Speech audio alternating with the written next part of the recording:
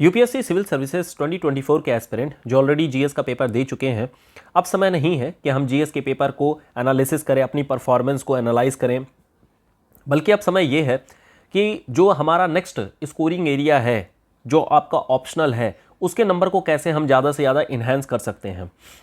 Optional का जो paper है वो 29 तारीख को होने वाला है। उससे पहले कंपलसरी पेपर लैंग्वेज का 28 तारीख को होगा। तो आपको ये दोनों ही पेपर मैनेज करके चलना है। इस सेशन में हम लोग यही बात करने वाले हैं कि अगले आने वाले जो 5 डेज़ हैं उनको कैसे हम बेटर तरीके से यूटिलाइज करेंगे और कैसे अपने ऑप्शनल और स्पेशली जो ज्योग्राफी ऑप्शनल है कैसे उसे हम प्लान करने वाले हैं और क्या हमारी स्ट्रैटेजी होनी चाहिए। 29 तारीख को एग्जाम है, तो अगले 5 दिनों का जो शेड्यूल है वो है 23 तारीख, 24 तारीख, 25, 26 और 27 तारीख का। ऑप्शनल में आपको पता है 2 पेपर हैं, पेपर 1, पेपर 2। पेपर नंबर 1 में भी 2 पार्ट हो जाते हैं, ह्यूमन ज्योग्राफी का, फिजिकल ज्योग्राफी का। सिमिलरली इसी तरीके से पेपर 2 में भी हमारे ह्यूमन और फिजिकल का पार्ट है। तो 4 पार्ट में इसको डिवाइड कर दिया गया है 4 दिन के लिए। हर एक टॉपिक में अगर देखेंगे तो नियर अबाउट 5-5 टॉपिक्स हैं जो कि हर एक पार्ट में हैं। तो हर एक पार्ट के लिए आपको एक एक दिन दे देना है, यानी 4 दिन में 4 पार्ट आपको प्रिपेयर कर लेना है। जो आपका 27वां तारीख है, यानी कि जो एक दिन बचाया गया है, इसमें आप रट्टा वाला काम करेंगे। जैसे हमारे ऑप्शनल में कई सारे रट्टा मारने वाली चीज़ें हैं, जैसे क्लाइमेट की क्लासिफिकेशन कोपेन का हो गया, थॉर्नडवाइट का हो गया, ट्रिवार्था का हो गया। इसी तरीके से पेपर नंबर 2 में भी एग्रो इकोलॉजिकल जोन हो गया, फॉरेस्ट की क्लासिफिकेशन हो गई। तो बहुत सारे रट्टा मारने वाली चीज़ें हैं जिसको कि एक जगह पर क्लासीफाई करके दे दिया जाएगा। अब इसको यूज़ कैसे करना है? यूज़ करने के लिए हम लोग क्विक रिवीजन करेंगे और जो शॉर्ट नोट आपको ऑलरेडी प्रोवाइड किए जा चुके हैं उस शॉर्ट नोट से ही क्विक रिवीजन हम करेंगे। अब जो हमारे पास में समय है, जो आने वाला 5 डेज़ है, इसमें हमें टॉपिक की एनालिसिस करनी है और टॉपिक को कंप्लीट करना ज़्यादा इंपॉर्टेंट है बजाय उसकी डेप्थ में घुसना। हर एक टॉपिक आपका कवर होना चाहिए। इस पर आपको इंपॉर्टेंस, मतलब कि आपको मेन फोकस जो करना है वो आपको है टॉपिक की कवरेज पर, न कि टॉपिक के इन डेप्थ एनालिसिस पर। अगर एक आध 2 टॉपिक अगर आपसे छूट भी जाते हैं, अगर आपको नहीं याद रहते हैं, तो भी कोई दिक्कत नहीं है, क्योंकि आपको पता है पेपर में 8 क्वेश्चन में से 5 ही क्वेश्चन करने होते हैं। और ऐसा भी नहीं होगा कि किसी टॉपिक में कंप्लीटली आप ब्लैंक हों। ऑलरेडी डिस्कशन किया जा चुका है, टॉपिक्स आपके प्रिपेयर हैं। तो सबसे ज़्यादा इंपॉर्टेंट अभी आगे आने वाले जो 5 डेज़ है उसमें है कि आप अपने आप को पेशेंस में रखिए और रिलैक्स रहिए। रिलैक्स रहना ज़्यादा इंपॉर्टेंट है।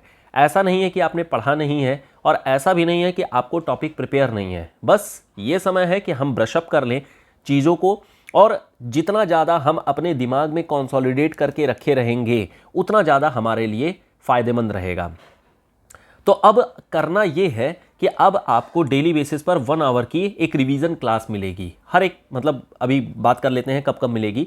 एक रिवीजन क्लास मिलेगी जिसमें मेन फोकस जो करेंगे वो रहेगा ज्योग्राफर्स पर।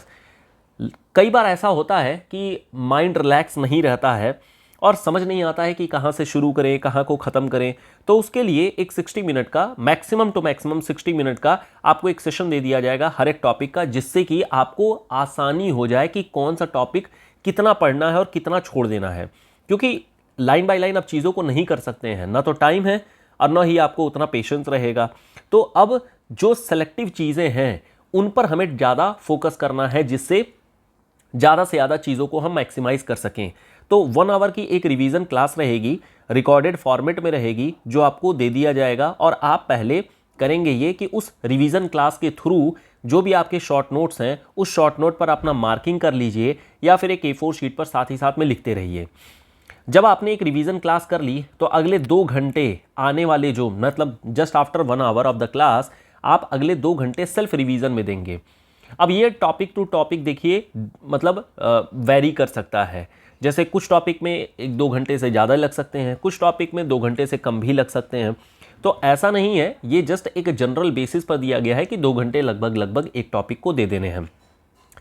जब आप रिवीजन कर भी रहे होंगे तो उसमें आप पास्ट ईयर के क्वेश्चंस को भी देखेंगे और उसकी स्ट्रक्चरिंग करते रहेंगे। जैसा हम लोगों ने आंसर राइटिंग क्लास में डिस्कस किया था, वैसे ही आप इसको स्ट्रक्चरिंग भी करते रहेंगे कि कैसे कैसे हम लोग क्या क्या लिखेंगे, कैसे कैसे गो थ्रू करने वाले हैं। और इसमें जो मेन फोकस आप करेंगे वो रहेगा वही जो हमारा टेम्पलेट होता है, ज्योग्राफर का नाम कैसे यूज़ करना है, फ्लो चार्ट कैसे ऐड करना है, फलाना फलाना। तो इस तरीके से अगर आप देखेंगे तो हर एक टॉपिक को आपको लगभग 3 घंटे देने हैं।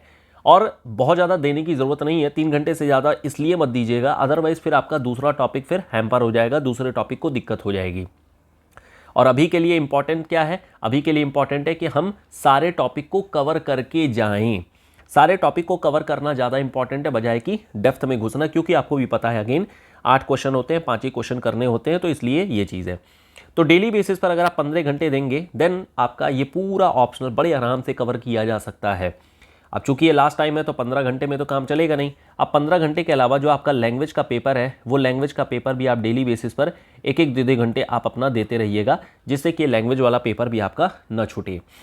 तो ये तो हो गया क्या स्ट्रैटेजी होनी चाहिए। अब आने वाले टाइम में 23 तारीख, 24 तारीख, 25 तारीख और 26 तारीख की जो क्लासेज हैं वो 7 बजे से स्टार्ट होकर के हर 3 घंटे पे एक एक क्लास आपको मिलती जाएगी रिकॉर्डेड फॉर्मेट में।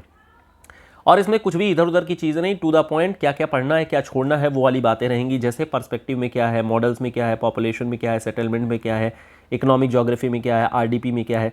ये तो हो गया जो ह्यूमन वाला पार्ट है, जहाँ पर हमारा मेन फोकस जो होने वाला है वो रहेगा कि जोग्राफर कौन कौन से हैं और साथ ही साथ में इनकी कॉन्ट्रीब्यूशन क्या है। तो मेन यहाँ पर जो चीज़ें होने वाली हैं वो जोग्राफर और कॉन्ट्रीब्यूशन पर रहेंगी। दूसरा जो सेक्शन है वो है आपका फिजिकल ज्योग्राफी का, जहाँ पर geomorphology, climatology, oceanography, biogeography and environment.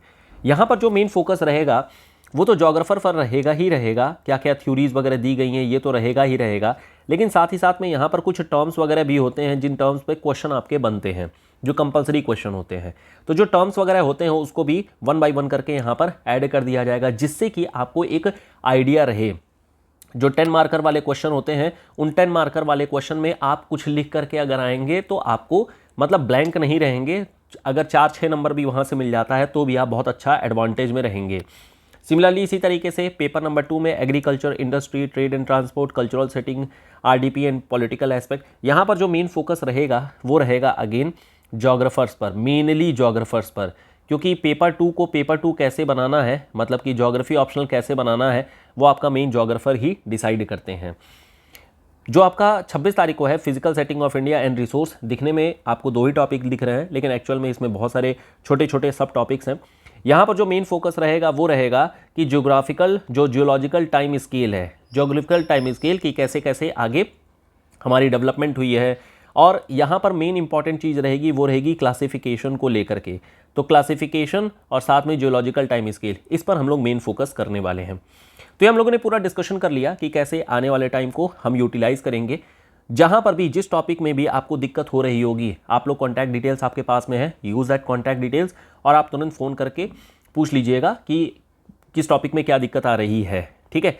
या फिर आप सिंपली एक मैसेज ड्रॉप कर दीजिएगा, एक छोटा सा क्लास बना करके या एक छोटी सी आइडिया दे करके कैसे क्या करना है वो बता दिया जाएगा। जिस क्वेश्चन में आपको प्रॉब्लम हो रही होगी वो भी बता दीजिएगा, उसका एक स्ट्रक्चर बना करके आपको दे दिया जाएगा कि ये वाला स्ट्रक्चर आपको फॉलो करना है।